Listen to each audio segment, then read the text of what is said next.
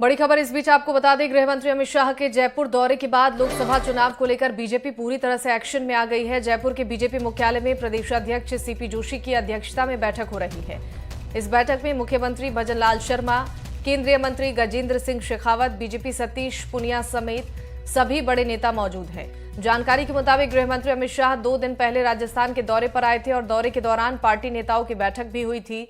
इस बैठक के दौरान अमित शाह ने लोकसभा चुनाव को लेकर सवाल पूछे थे। संतोषजनक जवाब नहीं मिलने की वजह से नाराजगी भी जताई थी। गृह मंत्री ने राजस्थान में लोकसभा चुनाव को लेकर कमेटी गठित नहीं किए जाने पर भी नाराजगी जताई थी और इसके बाद संबंधित जिलों के मंत्रियों को तुरंत कमेटी गठित कर सूचित करने के निर्देश दिए थे।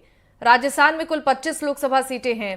पिछली बार की तरह इस बार भी बीजेपी सभी सीटों पर जीत हासिल की और इस बार प्रधानमंत्री मोदी ने बीजेपी के लिए 370 का टारगेट रखा है। लिहाजा राजस्थान की सभी सीटों पर जीत हासिल करने को लेकर कोर कसर नहीं छोड़ना चाहती है बीजेपी। लोकसभा चुनाव को लेकर प्रदेश की 25 सीटों के लिए बनाए गए क्लस्टर प्रभारियों को भी निर्देश जारी कर दिए गए हैं।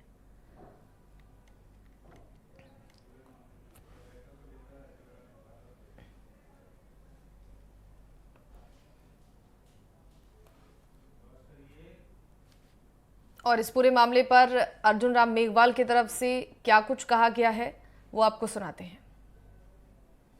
हमारे भारतीय जनता पार्टी का राष्ट्रीय अधिवेशन हुआ 17 और 18 फरवरी को दिल्ली में।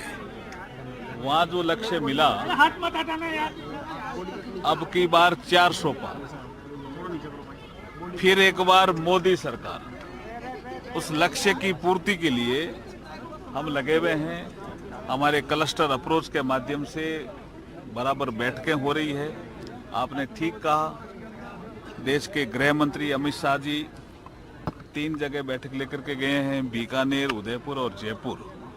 आज हमारी कोर कमेटी की बैठक है संगठन को मजबूत करने के लिए, और जो हमारा लक्ष्य है राजस्थान में हम 25 की 25 सीटें जीतें, उस दिशा में हमारे बढ़ते हुए तेजी से कदम हैं। उसकी रणनीति बनाने के लिए आज हमारी कोर कमेटी की बैठक है।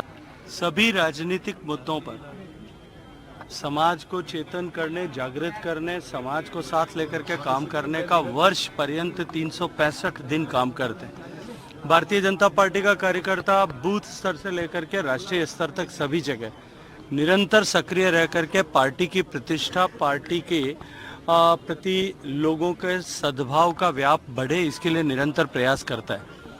चुनाव को लेकर के कुछ रणनीतिक विषयों पर चर्चा की जा सकती है, लेकिन केवल चुनाव के निमित्त बैठक हो ऐसा आवश्यक नहीं है।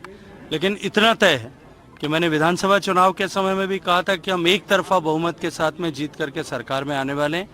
आज फिर आपको कहता हूं, पूरी जिम्मेदारी के साथ में कहता हूं, अपने डायरी में लिख लीजिए, राजस्थान में 25 कमल 25 के 25 सीटों पर खिलने वाले हैं।